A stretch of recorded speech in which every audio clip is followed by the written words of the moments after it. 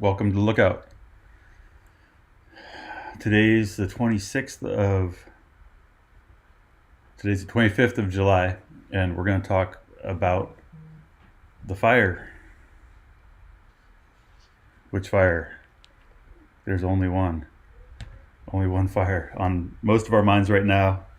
The park fire in Chico, California. And so yesterday was quite the day, and I'm actually traveling today, so I woke up. I didn't wake up. I was up all night, and went out at 2:30 this morning and looked at the fire from Eaton on the edge of Chico Eaton Road, and then drove to Sac and actually Missouri. Hard time to leave Butte County, but I had to come out here and visit some family, and so I'm doing what I do from here, which is a lot like sitting in the Lookout in Chico and looking at webcams. So I want to talk about the big picture of the fire. We've got some pretty good intelligence on what it's doing and what we think it's going to do. So we're going to talk about what it did yesterday, what it did today. We're going to look at some webcams, and we're going to look at the current mapping. We're going to look at what we think is kind of the potential and answer some questions, and just kind of march through a lot of kind of backstory on this landscape. So if you've never partaken in the Lookout before, my name is Zeke Lunder. I live in Chico, California, and I'm a geographer. So I went to school for mapping at Chico State, got a degree in map making. And during that time, in the summers, I was working for the Forest Service and got into fire. And so I kind of started doing fire right when we started taking mapping equipment out to fire camps to do mapping for the firefighters. So I'm a fire mapper, been doing this work for about 25 years, and so I take the tools from that work and I apply them to wildfire literacy and talking to people about how fires operate. So let's just jump right in. We just got some pretty good mapping from CAL FIRE, from the FIRES program, and we've got mapping. They've flown it several times now, and so latest mapping 120,000 acres. This morning when I left Chico, I was mapping about 45,000 acres. So just to give you kind of a sense of scale, over here is Red Bluff, and here's Chico. Here's Highway 32 going up to Lake Almanor. Here's Cohasset Road in yellow up to Campbellville, aka the helipad, and then Cohasset Road turns into Ponderosa Way, which we'll talk about, and it also turns into the H line, which goes up and ties in above the Butte Meadows turnoff. Okay, so yesterday the fire started down here in Bidwell Park, and these white lines are kind of previous rounds of mapping. So it started right down here at Alligator Hole. It blew up the hill under the power lines here, and kind of right off the bat, they kind of nailed this part of the fire down pretty quickly. And so what we like to look at here as far as spread is that the red fill is what it mapped at about 5 o'clock, maybe a little earlier because it isn't showing some of the growth up by Forest Ranch. But what we look for is where you've got white line here on the edge. That means the fire hasn't really spread much since the previous mapping. So places where you see no white line on the edge, it's new growth. Places where there's no where the white line's on the edge and there's no open red, like this is new growth here. But what we look for right here is, okay, if there's a white line on the edge, it means that the fire hasn't spread there since this morning, and that's a good thing. So kind of right off the bat, let's just look at Chico. Kind of from the origin of the fire at Alligator Hole around the south side of the fire over to Chico, Cohasset Road above the airport. No new fire spread there today. So as far as Chico being threatened by the fire, they're not going to call this contained until they can get in there and really make sure it's secure. But this whole flank of the fire didn't have any spread kind of through the bulk of today until you get up kind of off the end of Meridian Road. And here the fire kind of took a run. Don't really know what time, except that I think this initial mapping that I have was sometime pretty early in the morning.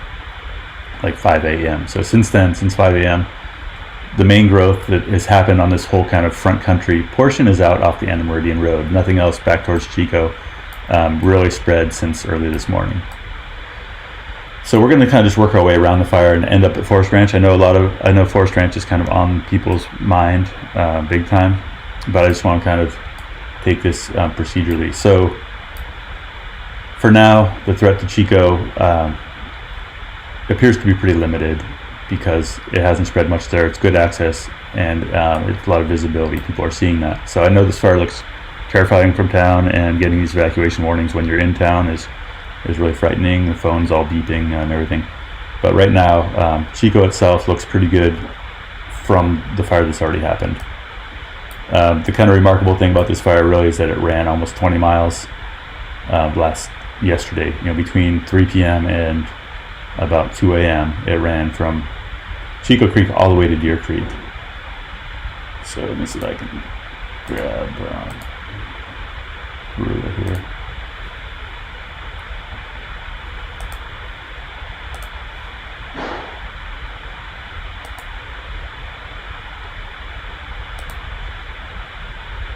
"18 miles basically it ran." So another remarkable thing is that since then it's kind of turned and ran 9 miles up into Issue Wilderness.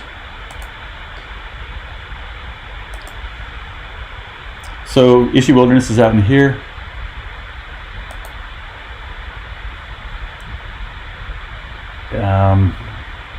Some of you have been out there, I'm sure. It's not showing up here on my map for some reason. But the reason we're going to talk about this part here is just that this is kind of no man's land. It's roadless for a lot of it. The only real through road through the whole Lassen foothills here is Ponderosa Way up here. And then you get over here to, this is the Hogsback Road down to Highway 36, and then this is Highway 36. So we're looking at kind of just this whole wildland between Red Bluff and Chico. It's got a big fire history. So the fire is really just blasted out into the Ishii. This is Deer Creek down through here, coming out by Vina, and then up here is Mill Creek and Black Rock. So the fire actually crossed Mill Creek. Fire crossed Mill Creek sometime around like 5 p.m. or something. Fires also crossed Deer Creek here. This is Big Dry Creek, and the fires crossed by Iron Mountain, which is a good landmark that you can see from out by Butte Meadows. And then this is the Beaver Creek Pinery, so we'll come back to that. So we'll talk more about that, but for now I'm going to come back down and we're going to talk about Forest Ranch, because Forest Ranch was really active today.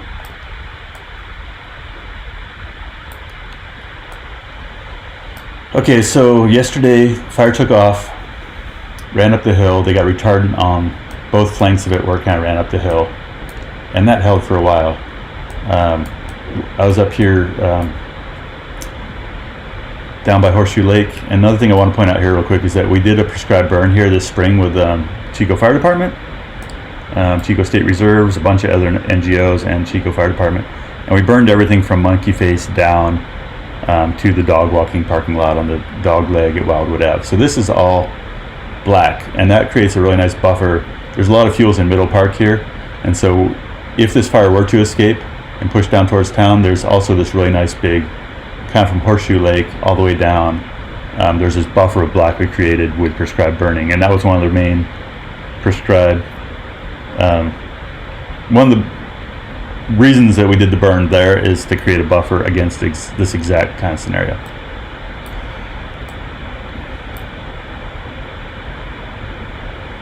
Alright, fire blasted up out of Alligator Hole here. They got retardant on it right away. They kind of held it, and then the fire spread out kind of up here into the next drainage. And then they weren't able, with the fight to save Richardson Springs and kind of contain the fire as it spread, they weren't able to really secure this line here. If they had retardant on it, it slopped through. So over the past 24 hours, the fire is back down here into Upper Park and burned. Here's Bear Hole parking lot. So it's burned down to Bear Hole. It's burned down to the kind of middle trail, and it's burned down to like the Salmon Hole parking lot. and it looks like it's kind of been held up on trails here and on the park road. So as of when this was mapped, which was like, you know, kind of mid-afternoon, they'd held it on the park road, and it hadn't gone down into Salmon Hole or Bear Hole. I held it on trails and there. The problem is that it got down into the creek here. This is really thick. A lot of this area burned in 1999, and there's kind of an island in here that didn't burn then. And so the fire got established here in kind of down by like our hole and below kind of 10 Mile House Road, and then it crossed kind of close to Brown's Hole, and it ran up the canyon through the ecological reserve.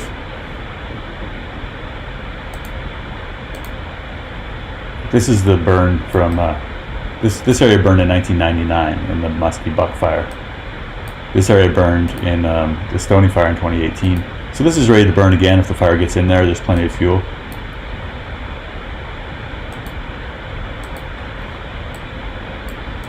So this area here hasn't burned for 25 years. It crossed over here. It ran hard up kind of towards Altatina. It's been held on Highway 32 all the way up. At the time they mapped it, it was up here close to the ecological reserve. I was seeing some video on YouTube, and I'm pretty sure that was here at Humboldt Woodlands. And so someone can correct me if I'm wrong, but I believe that the fire did blast up here and was kind of impacting around Humboldt Woodlands. It jumped the road here and sounded like they caught the slop. But the problem is that big, intense fire, well established in the bottom of the canyon, and it's going to be pushing up into Forest Ranch. Also this afternoon, the fire that was kind of active down here early in the morning ran Lower Mud Creek. So Ponderosa Way kind of continues. It's not public access, but this area here of Mud Creek ran, and so Lower Cohasset has had a lot of fire in it. Just because this is all inside red doesn't mean there's not islands in there, but there has been, you know, most of Lower Cohasset has had fire. So when we get up here, the fire now, as of the time of this mapping, mid-afternoon, it had not got to the Cohasset fire station, and it had not got to the Cohasset school. It had not got to like Bowers Lane.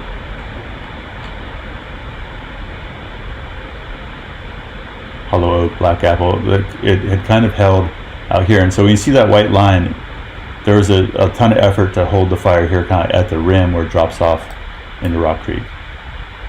And we don't really know exactly what the status is there. Another big thing that happened this afternoon, and we're going to look at webcam footage, is it blasted hard here up and kind of skirted around Campbellville. And so we also don't have great intel on like exactly what's happening, but here's Campbellville, and the fire made an enormous run up out of here.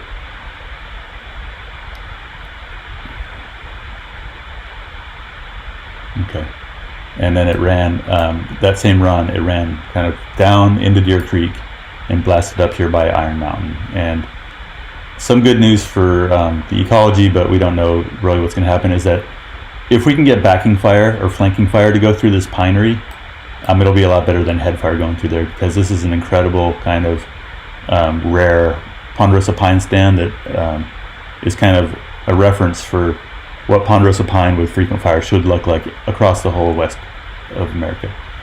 Anyway, out in this country, very few options to control this fire, and one thing that's significant about where the fire is on this north end is that it's crossed the Lassen Trail.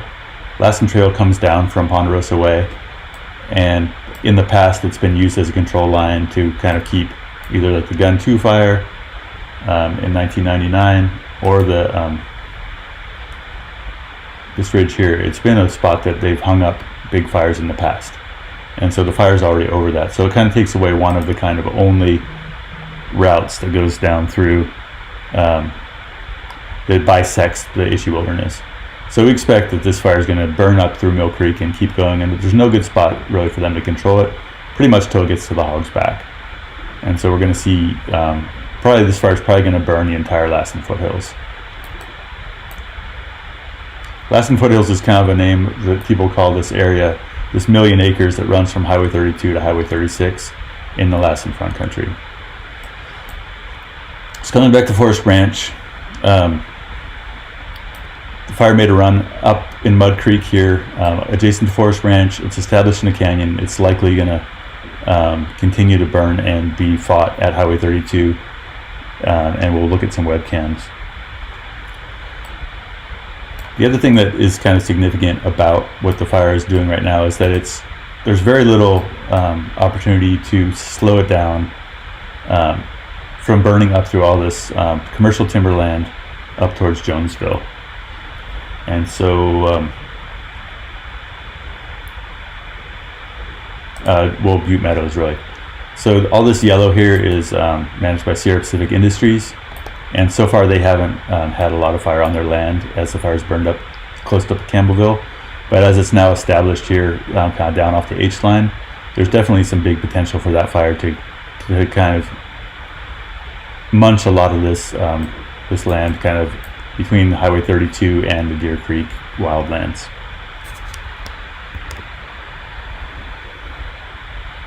So I'm going to play some webcams here. It's going to take a minute to load them, but this is the last 3 hours looking from Cohasset Ridge radio towers at the end of the pavement on Cohasset Road south. So we're looking just a little bit west of south and watching the fire that's boiling up out of Mud Creek. And so Campbellville's behind us and Cohasset Road runs down and the school's kind of out in here. So you can see that there's a big run that came up Mud Creek, but what's also interesting is you can see over here the run that boils up out of Chico Creek and up that went through the ecological reserve and is now impacting Forest Ranch.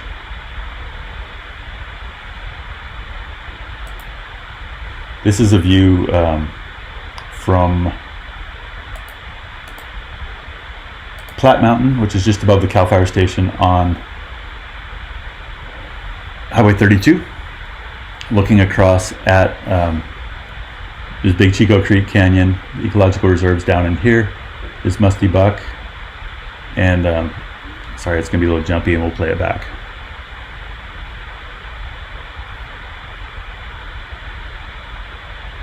Alright, so we're watching it burn Musty Buck Ridge and rip up through Mud Creek on the other side. So this is the same thing we were just watching on the Cohasset camera. Now they're blowing up, they're focusing on the area that boiled up out of the ecological reserve and into Humboldt Woodlands. And so you can see that the fire is kind of spotted out in the canyon to the west of Forest Ranch.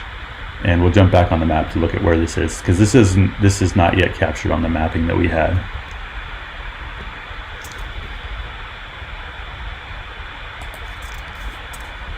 So if we come down here, Forest Ranch,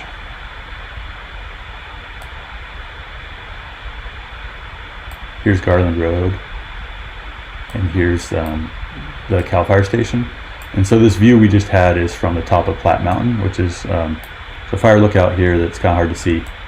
So we were looking basically this way, and we were watching the fire run up through Mud Creek, and then we're also watching it boil up here by Humboldt Woodland, and see that it's kind of established down in here now, below Forest Ranch. So just to jump back to that video.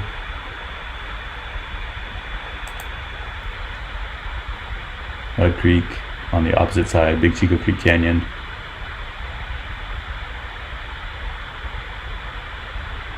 Now we're looking downstream, fire boiling out next to Forest Ranch. And then we can see flames over here and kind of the smoke and potential kind of spotting of the fire moving up the canyon.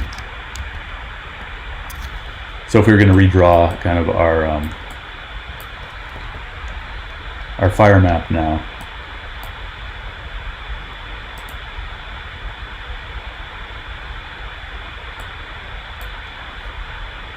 we're seeing that like a lot of this now is kind of engaged and don't really know like where it is in relation to Forest Ranch. But here's Forest Ranch here, Nopal, and here's kind of Humboldt Woodland and the ecological reserve. Another really wild perspective today. Well, there's just a lot of them. Someone made a comment that today was like studying vortex action in massive column-driven wildfires. And so this is a 6-hour loop of the fire spreading up the canyon. And we'll just let it load so it's not so jerky, and I'll play it again.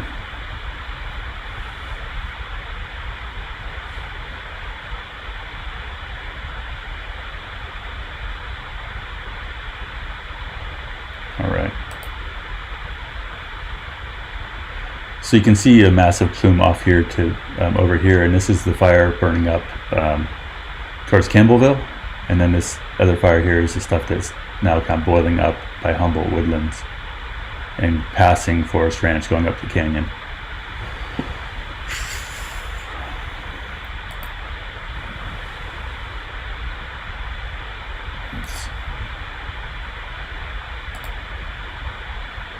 So one really interesting perspective today was Colby Mountain. Colby Mountain's a new webcam. They just put it up here in the last few months. I was actually up there giving an employee kind of an area orientation, and they were just putting kind of the finishing touches on it. And so we'll let this kind of load, and then we'll kind of give you a little orientation as to what you're looking at.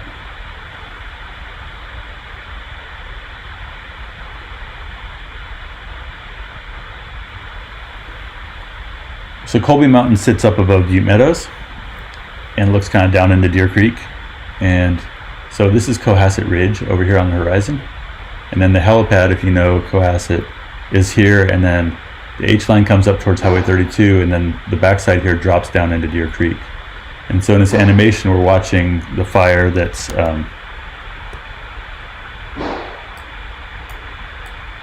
here's Campbellville. And so we're looking from up here down towards Campbellville, and Cohasset Ridge kind of runs down the yellow road here. And so what we're watching here is the run where the fire went from down here this morning and blasted up over next to Campbellville and out into Deer Creek. And this was just kind of crazy mega explosion. This was kind of right under the column, but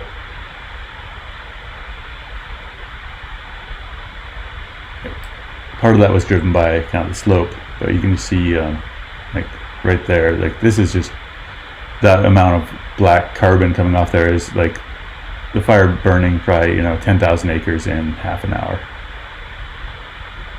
And kind of miraculously, that run kind of skipped Campbellville. So what we see here is the fire got established out in here, and then it ran this kind of whole basin. Like it kind of maybe it dropped in here and then ran up this whole basin off to the west of Campbellville.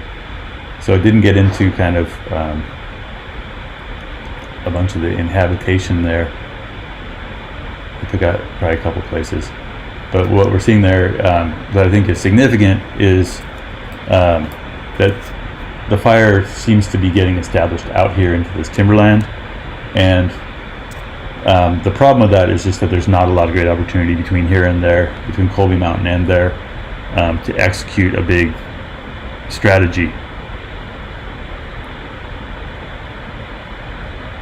Wolfie's asking if you can see Iron Mountain from Colby Mountain. I think you can actually see Iron Mountain from down off of the lookout that's between Butte Meadows and Highway 32 when you look out kind of off the overlook there. But let's see if we can. Can't see it because it's behind a giant wall of smoke, Wolfie. You might be able to see it from there. You can see it from a lot of different places. Okay, so someone wants to see the Dixie fire boundary on this map. And one thing I wanted to address was that is people are asking about what kind of threat this poses to Chester. And I think it's really a minimal threat at this point. Here's a image of Chester and the Lake Almanor Basin after the Dixie fire. So this is last year. And all this pink is places that were salvage logged and basically clear cut to replant the trees after the Dixie fire. So all around Chester, all around Lake Almanor, you've got this huge fuel break where there's nothing like, and then they've sprayed the brush and grass out there to kill it, to not have it compete with the trees. So pretty much you've got this enormous fuel break around Chester right now. That's all that denuded kind of salvage logged area. You can kind of see it here, and a lot of it's been cleaned up even more since that. So I really think that the threat to Chester is next to zero. Regarding Dixie's footprint, here's the Dixie fire in blue, right? And you have to kind of sort through all the other fires, but let's just see if we can copy out the Dixie fire here. It might be, it's a big data set, so we got to watch the spinning rainbow of death here. But that'll give us a shape just for Dixie when it is done thinking about all that.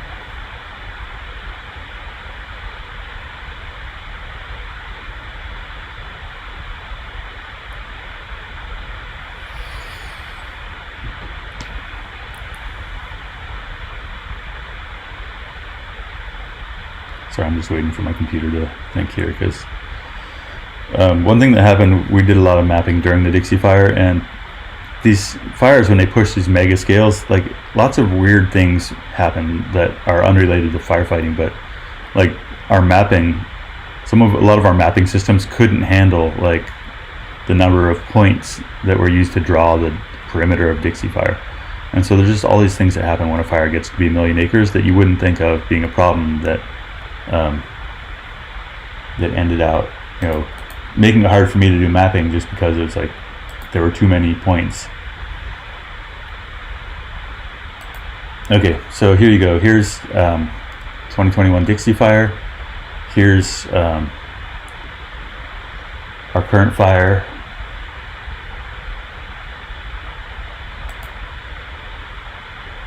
Look for the campfire here. Here's the campfire down here. And so what we're seeing, one of the problems is that this whole area, the Dixie fire is going to slow down a fire. The campfire scar is now old enough that it's probably not going to slow down a fire. A fire will move slower potentially in the campfire now than it would have before the campfire. But there's still a lot of brush and grass and stuff in the campfire scar that isn't necessarily going to slow this fire down. But the problem here is that you've got this big contiguous chunk of ground here that hasn't burned for a really long time. And so if we turn on kind of the mega map of all the fire history in the last 100 years, you've got miscellaneous old fires out in here, but you've got this huge chunk. The whole kind of Sterling City district of Sierra Pacific Industries hasn't had a big fire for decades and decades. So we call that the fire debt, right? This landscape is supposed to burn every 10 to 15 years, and it hasn't. And so we've got this enormously out of whack forests as far as fuel living goes. So what we saw during Dixie was that as long as the conditions stayed hot, dry, and windy, it was impossible for us to control Dixie with our traditional techniques, which are to prep dozer line, light backfires at night when the conditions are milder. So as long as it's, when I got up this morning at 2:30 to go to the airport, it was still like 86 degrees, 90 degrees in some places. So that's just, you can't do firing operations when it's that hot and dry, even in the middle of the night. Oftentimes, middle of summer even, it gets to be 55 degrees and 50% humidity at midnight or at 3 in the morning, and you can do some firing operations to increase the width of your dozer line or whatever. So the problem we've got here is just that we know that based on the Dixie fire and other recent large critically dry times of year, we're into the time of year now where Dixie took off this last week of July. And so we just know that it can be very, very difficult for us to control these timber fires. So a lot of the people I'm talking to right now are just like, hey, this is Dixie 2.0. This is the front country Dixie fire. And so personally, I wouldn't be surprised if this particular fire ends up looking something like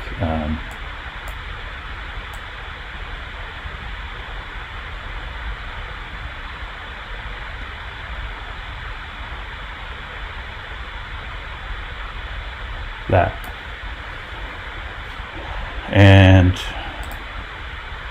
1,000 square miles, so 650,000 acres.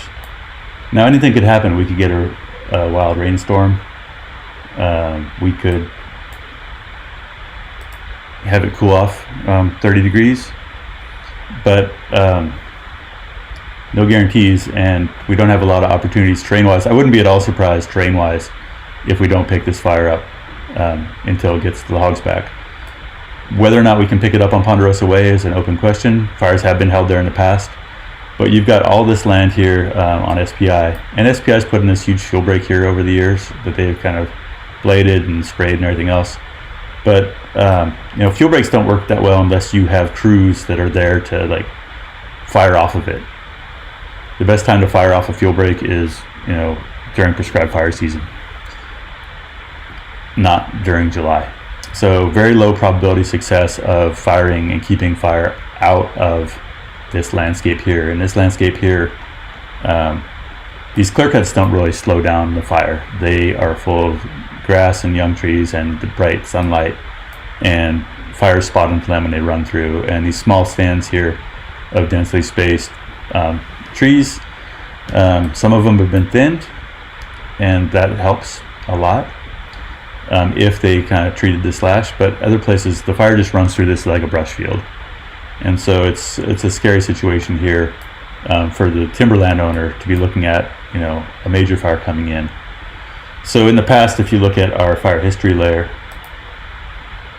here in the Issue Wilderness, you see that like we've held a lot of fires here on Ponderosa Way, and that's just the fact of the matter that it's the only access we have into a lot of these places. So when we've developed strategies in the past on fires like the Gun 2 fire, or the Gun, let's see, a different one here. A lot of these fires, the strategy's been, well, let's go to the only road we have, which is Ponderosa Way. Problem is that Ponderosa Way is very much not very well maintained, and there's been a lot of fuel work done along it, but there's this fractured ownership along Ponderosa Way that makes it really hard to execute prescribed fire. And so I wrote a prescribed fire plan for Bureau of Reclamation and the Sierra Institute, the South Lassen Watersheds Project, and we wrote some recommendations on trying to come up with a strategy to use fire and tie it in along, SPI's done a ton of thinning along Ponderosa Way. So if there's time to engage a strategy, and they are surely working on it, that is going to help to have thinning right along the road. It'll make it a lot safer for firefighters. There's potential that you could get a burning operation done, but the problem is that if the fire's running up out of here and spotting a mile, it doesn't care about this thinning. It doesn't care if that thinning's half a mile wide if it's spotting a mile. So, ultimately, if we still have a forest after this fire, the long-term thing we need to look at is like, how can we use prescribed fire in the burn season in November or April to burn out this whole watershed, underburn it, kill the brush, make the trees more fire resilient. But unless we can get projects done at scale, trying to hold a fire in July on this road, it's not a great option. Interestingly, this road, the Ponderosa Way, was built as a fuel break in the 1930s by the Civilian Conservation Corps, and there's a lot of history there. There's still, they built fire stations every hour along Ponderosa Way, with the idea being that there'd be nowhere on Ponderosa Way that's more than half an hour from a fire station. And so when you look at the landscape, we still have some of those. We have one at Ponderosa, Lassen Lodge. There used to be one at Panther Springs. There's one at Cohasset. There's a fire station at Forest Ranch. It was also on there. Ponderosa Way went over and came up at Magalia. Garland Road is Ponderosa Way. Feather Falls, like all the way down Ponderosa Way, which runs all the way from Reading to Bakersfield. The location of current CAL FIRE stations is still relatively the same as the stations got built back in the 30s, 40s, 50s along Ponderosa Way. So anyway, I'd say the outlook's fairly dire for this fire being controlled in the near future. As long as we have these hot and dry conditions, we're gonna I'll be surprised if we can keep it from chewing its way through a lot of the timberland, and especially burning the entire Issue Wilderness. One of the things that I would say about fire in Ishi wilderness is that, ecologically speaking, this land needs fire, and fire's not going to destroy Ishi. The fire that we've had right now, until now, it's not destroying the foothills. It's terrible for the people, and it's terrible when we get up into the timber and we burn these mature conifer stands. It's terrible when we burn up homes. The disruption is massive. But ecologically, the oaks are going to sprout back, the brush is going to come back. The Tehama deer herd was once one of the largest deer herds in the state, and it's dwindled in large part because we've been putting out fires in this country that fed the deer, right? The deer like to eat young brush, and you get old brush when you don't burn for years and years and years. Every time you burn, you get more young brush, better food for deer, they have healthier babies. So as far as I'm concerned, we could burn the entire Alaskan foothills and we're not going to destroy the place. We're not going to do anything that it hasn't done before. But the problem is that we're going to burn a lot of timber right now, and a lot of what we're seeing is we're losing massive areas of timber that won't come back in a generation. So a question about getting the Paradise and Magalia. Huge amount of energy going in right now into thinning along Highway 32. Or not thinning, but holding the fire at Highway 32. Massive resources going into that. It's the only access we've got. We've got an enormous amount of resources. We can cross our fingers, and there's been quite a bit of thinning work done along Highway 32. We can cross our fingers, hope that it doesn't boil out of there and get into this country in Butte Creek. That's long odds, because there's just so much perimeter out here, and as the fire grows, there's just so many places we can't be everywhere at once. So when it comes to Paradise proper, there's so much lot clearance and everything else that's been done. There's so much soil disturbance from the campfire that it increases the survivability and lowers the risk. So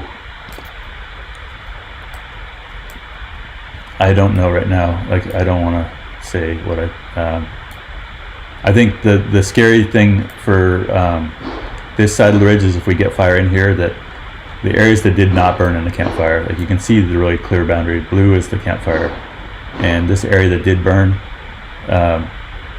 very much reduced fuels. Kind of Nimshu, Paradise Pines above what burned in the campfire. Still critically bad fuel conditions, and if we do get fire boiling up out of here, we're gonna have really bad outcomes.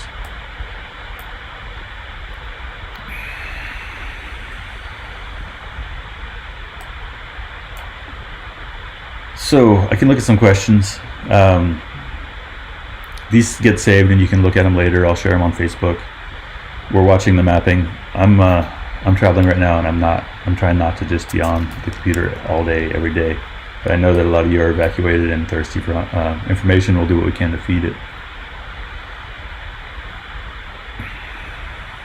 Someone says they're burning off of Highway 32. Sharna Gilmore from Scott Valley. Pyro silviculture needed for landscape resilience.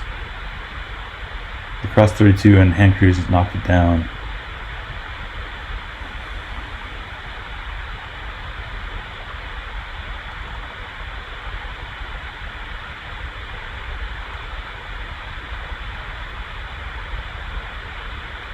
Someone's asking about Ponderosa Way. I put a link on Twitter, and I put it on Facebook to something we did that talks. I did a video that talks about the Lassen foothills, and you search Deer Creek GIS Lassen foothills.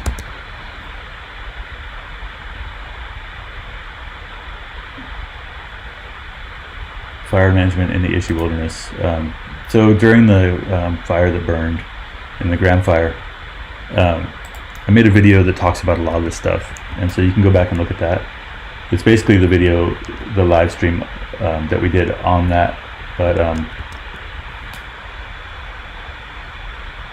just put it here in the comments.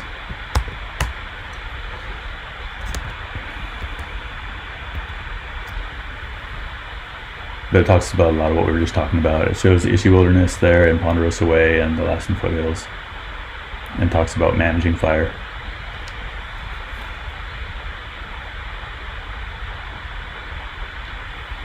Brian says, does this fire have an eventual chance of hitting the outskirts of Redding at some point, like over the next week or so, looking at the wind forecast? I'll get to that in a minute. Someone wants me to talk about the winds forecast, and I'm really haven't had time to really check out the weather.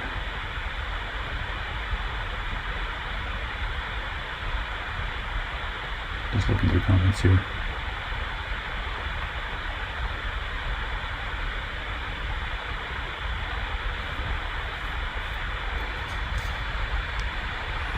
All right, so this question about will it go to Redding.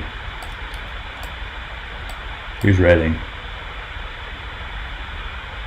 So this kind of brings up a kind of interesting thing. So you might have seen what I posted during a live stream the first day of the fire. Was I looked at where it started and I looked at where it was based on radio traffic, and I figured, okay, it had gone 2.5 miles in 2 hours, and it was 2.5 miles from Richardson Springs. And so there's this tenet in kind of fire prediction that if the conditions haven't changed from yesterday, as far as the fuels and weather, you can expect that the fire will do the same thing it did yesterday, tomorrow, or today or tomorrow. So if I ran 18 miles yesterday, today it's run, like another 11. So if we look at like how far is it to Shingletown in Manton, it's 32 miles. So we know this fire can go 20 miles in a day. We know that the fuels stay the same pretty much the whole way there.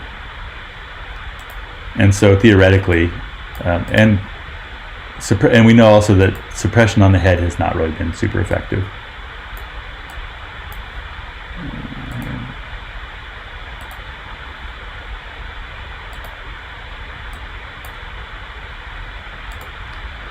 So it's not out of the realm of possibility that this fire is going to go to Shingletown or that it's going to go to Manton.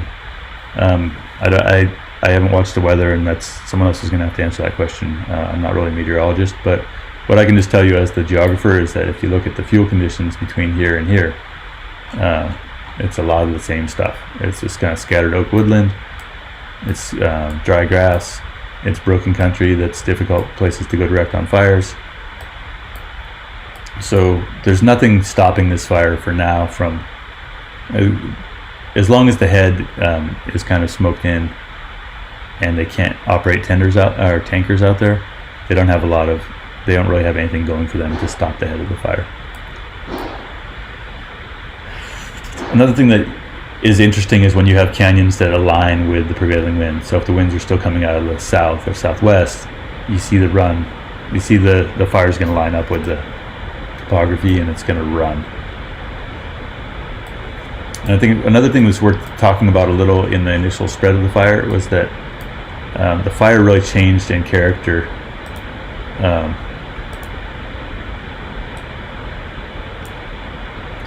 when the fuel type changed kind of subtly, right? So it started off here in the park, it ran through kind of blue oak. See these scattered trees, that's blue oak. And it ran through blue oak and grass, and there's like kind of some stringers in here of like live oak. So like when you go up in Upper Park and you go down by like down in this stuff down here below, like above Salmon Hole, you get into this thick live oak and gray pine, and there's stringers of that along parts of the mud flow here where you've got kind of more water. But when it got up here by Richardson Springs, it got into these heavy bands of gray pine and live oak, and the fire really changed the character, right? It went from being this kind of wind-driven grass fire to being a heat-driven, almost like a timber fire. The gray pine and the live oak, they just burn explosively. They put out this huge amount of heat that builds the column. You don't really get a column that easily if you're burning grass and under blue oak, but when you start to punch up all the heat and cook off all the moisture of these live trees, that's when we got the column. And then suddenly, with all that energy from the column building before it got to Richardson Springs, then it starts spotting a mile. Then it's like, oh, now it's, it took 5 hours to get to Richardson Springs, and it took about an hour to get from Richardson Springs to Cohasset Road. And then it just blasted this distance in the next like 5 hours. So that is a function of these stringers of heavier fuels. And the interesting thing about that is that you've got these different layers of kind of mud flow, and some of them carry water better than others. And so if you're up in Goodwill Park, there's some mud flow layers that are like chalky and other ones are kind of muddy. But there's groundwater out here, and it comes out at the edges of the canyons when there's a mud flow layer that is carrying groundwater. So as you move north here through where this fire could go, that's going to, your low higher elevation, you have a lot more of that stringers. You're not just now down in the Blue Oaks that you have, say, down in Dye Creek. The fire's now into that more severe fuel type. And especially you get up into Antelope Creek. So if it kind of moves up out of the valley, if the fire is just burning long in the valley, it's less of a concern. It'll back down the valley. We're going to put it out down in the valley. But when it's kind of blasting through this kind of heavier vegetation mix, the grass spreads it quickly. The live oak and gray pine gives it energy, helps it spot, especially when you've got like that stuff aligned with a gully that's aligned with the wind. Fire comes blowing out of here.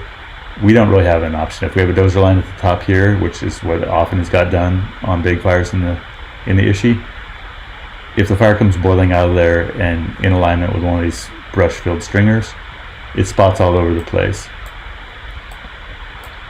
And so the amount of fuel here along the hog's back and everything is not great for holding a fire under these conditions. So I think it's really conceivable that the fire is gonna keep going. What's potentially could stop that is if we can get firing operations done out here, but under these conditions, one of the things that is kind of a legacy of the Dixie fire and all the losses kind of that we suffered during Dixie is that people are very gun shy to put fire on the ground under extreme conditions, understandably so. You put fire on the ground, you own it. And so firing operations are one of the only things that helps us hold mega fires, big timber fires, but we don't really have that tool in our toolbox. And so there's all this talk about climate change and how it's going to affect fires and everything else, but like things like nighttime temperatures, subtle changes in the climate that are occurring with warmer temperatures. Hey, we're at the end of like the hottest 3 weeks on record in this country, in this country where the fire's burning. That matters. That affects our options. And so as long as it stays hot, dry, and windy, there's no reason we're not going to see this fire just keep marching. Doesn't really, if the conditions are aligned, it doesn't matter how many of the DC-10s or 747s or whatever biggest plane in the world that can drop mud are.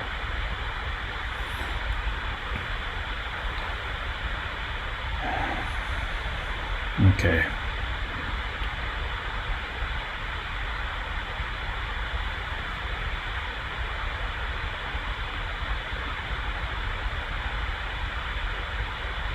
There's live fire copter right now.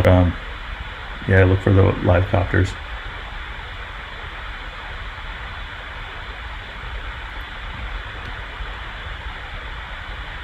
What's the likelihood evening wind will push the fire back on itself? Someone said, what's the chance of the fire hitting I-5? Well,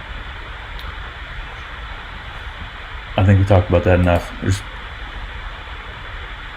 It all depends on the wind, on the conditions. We've got a ton of resources here, but just for a quick reference, I just want to draw something here.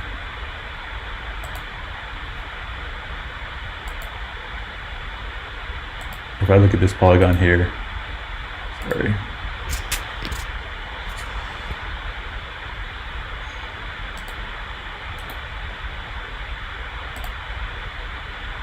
This thing is 120 acres and the perimeter is 101 miles, right? So if we have 1,000 firefighters, say we have 2,000 firefighters on 100 miles of line,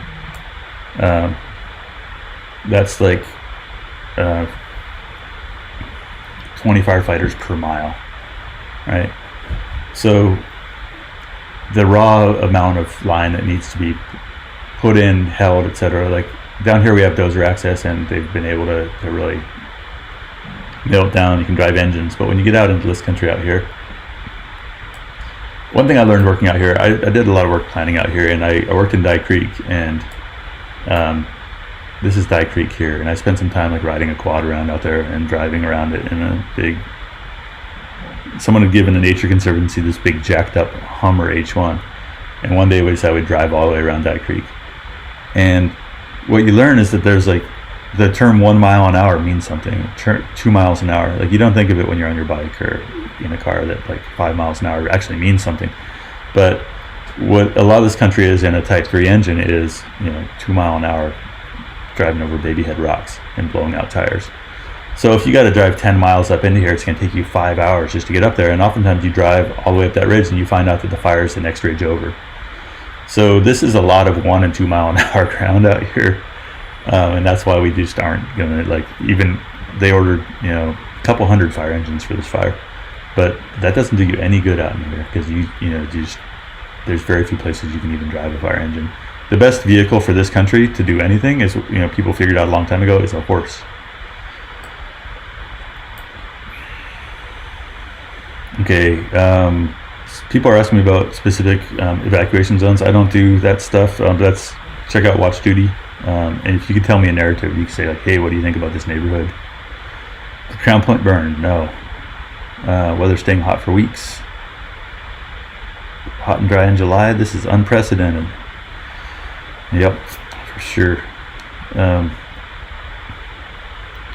What do they do if the wind changes and the smoke comes in, take on the air bases? Oftentimes if that happens, it's too smoky to fly anyway. Someone says gray pines along 32 seem high flammable. All right, so that was a good point about the gray pine. What I want to say about that is that we had this big snow down event winter before last, and it crushed so much. Like if you have been out here and seen all like the work they did to clean up all the dead gray pine along Highway 32, and like on B-Sur here, there was crews working for weeks just to open roads. There's an enormous amount of dead and down, kind of small to large material that's still out on the ground from that event. And so we already had terrible fuel loading in this region. It's made that much more worse by all the snow down, all the broken stuff, and enormous amount of work to clean it up. So Highway 32, they did the thinning here, sprayed it, maintained it. It's helping them out right now. And as we get up here into Lake Forest Ranch, we don't have that as much. So I'm just gonna see if I can get the heat dots to load up here and see if there's like anything new. We're just at the mercy of like when we get information. Like there's no schedule for like the infrared plane. All right, so these heat dots.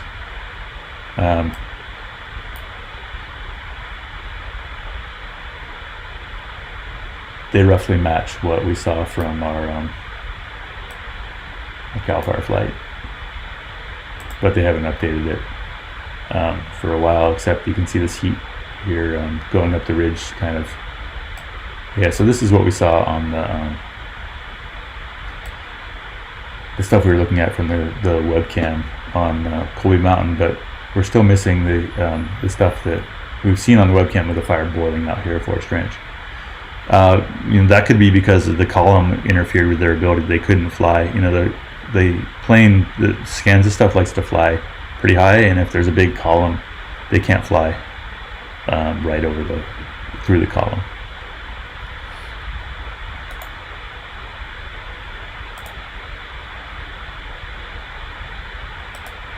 Yeah. So that's about all we have for you right now for intel. Chances of getting Sterling City. What are the chances fire moves towards Chico, lower end Bidwell Park? I really don't think it's going to happen. I talked about it a little earlier. Let me turn off some stuff here. We talked about how I've got a color on here for the white lines are stuff that was mapped this morning, and the red lines are stuff that was mapped this afternoon. And so where you see a white line on the edge, that means the fire hasn't moved since this morning. And where you see a red line on the edge with no white line, that means it's new growth. So it looks to me like the main problem we could have would be this fire coming down canyon with the down canyon winds, and that's it is a real potential. Is that we do have down canyon winds that move fire up and down, and so it is possible that we'll have down canyon winds that bring the fire down towards Chico. Now, one thing I would say is we've got this golf course here that ties right into our prescribed burn, and so as far as fire on this side of the creek, we've got a great fuel break there, and this is all black, so the fire's not going to really burn like through the black. Here at Canyon Oaks, the fire could come down into Canyon Oaks. Then it hits this golf course, and the good thing that's going on for Canyon Oaks is Canyon Oaks has got a great defensible space program. They weed eat. They hire a contractor to do a ton of defensible space. The fire department doesn't even want to have to evacuate Canyon Oaks if a fire burns up to it, just because they don't feel like it's all that necessary most of the time. There's also been mowing done here along whatever you call it, California Park. So a lot of work's been getting done on kind of community resilience along this edge of the town. So it's definitely not out of the question that the fire is going to move down canyon overnight or over the next couple nights. But ton of resources around, black on this side, good thinning. There's always kind of your worst case scenario, but it's not my worst fear. My worst fear right now is about Forest Ranch and the fire getting established out in here. This area hasn't burned for a long time. So I'm going to ask about Skyway, Shingletown, Concow. I can't really say. Don't have my crystal ball. I hate to tell anyone. I would be just pulling it out of nowhere to tell you what I think about the fire getting to Concow. But we've got contiguous fuel and unburned areas. Concow itself, being in the burn scar of the campfire, is going to help. But we shouldn't be surprised if the fire burns up here into Inskip, around Sterling City, Butte Meadows. Over the next couple days, it'll make or break. We got a lot of resources still, but this fire is huge, and at some point, you just don't have enough resources, no matter what. Orville's fine. Someone says time to leave Magalia. Pay attention, heed the warnings, don't let your guard down. I think that's about all I got time for. I haven't slept for a couple days. I need to get off here. Appreciate you guys coming on. And if you want to support us, check out thelookout.org. Subscribe. We will give you a newsletter and some stickers if you sign up through PayPal. Thanks, Lord Lukes. Thanks, everyone. Good luck. If you lost everything, we love you. Butte County strong. See everyone.